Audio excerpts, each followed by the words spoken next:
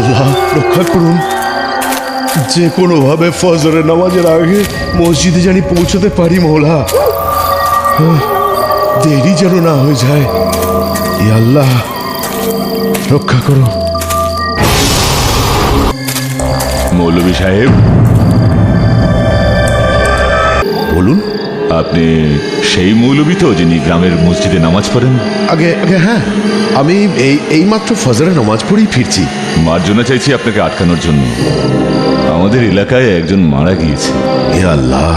অন্তিম সংস্কারের আগে আপনি যদি নামাজে জেনাজা পড়ে দেন, তাহলে ওই মৃত ব্যক্তি পরলোকে শান্তি পাবেন। হ্যাঁ নিশ্চয়ই, কিন্তু জানাজা কোথায় রাখা আছে? আসুন চলুন। আপনারা সবাই এখানেই থাকেন নাকি? আগে হ্যাঁ, এদিকে আসুন। ইয়া আল্লাহ। এই হলো আমার ছেলে মৌলভী সাহেব।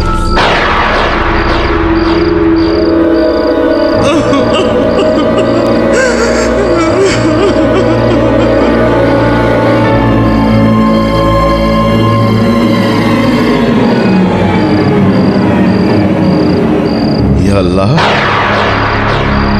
এ তো এক নাবালক ছেলে। আগে হ্যাঁ, সময়ের আগেই উপরওয়ালা একে নিজের কাছে টেনে নিয়েছেন।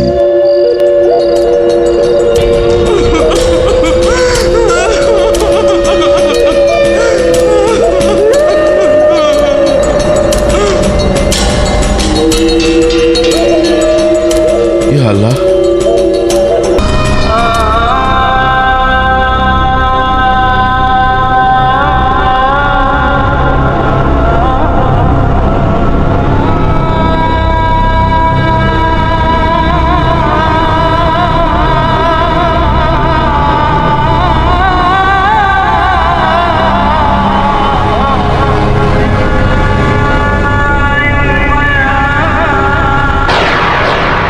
জানাজাকে এবার উঠান।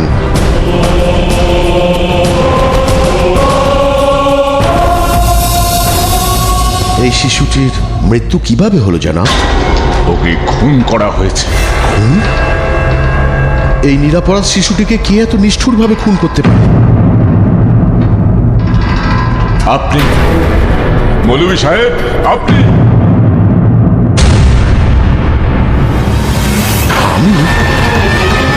এ আপনি কি বলছেন? রাত্রির ঘটনা আপনি ভুলে গেছেন মৌলভী সাহেব? একটা সাপ হয়ে খেলা করতো আমার শিশু, আবার ছেলেটা জঙ্গলে খেলতে গিয়েছিল। আপনি এলেন, আপনি আপনার পা দিয়ে পিষে ওকে মেরে ফেললেন। ওই সাপটা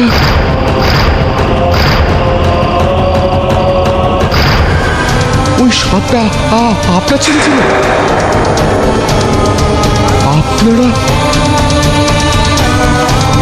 আপনারা জিন না তো?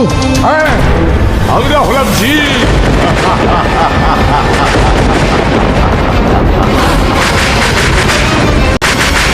দয়া করো।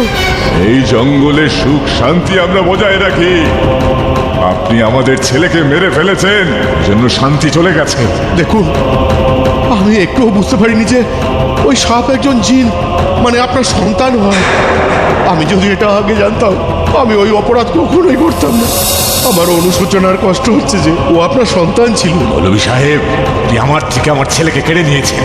আমরা হলাম জিন, আপনার আগত সন্তানকেও কেড়ে নেব। না, আবি প্রজন্মের সমস্ত সন্তানদের মৃত্যু হবে। আপনি এটাই জিনের অভিশাপ ধরে নিতে পারেন, কিংবা প্রতিশোধ। না, না, না। খোদা হাফেজ।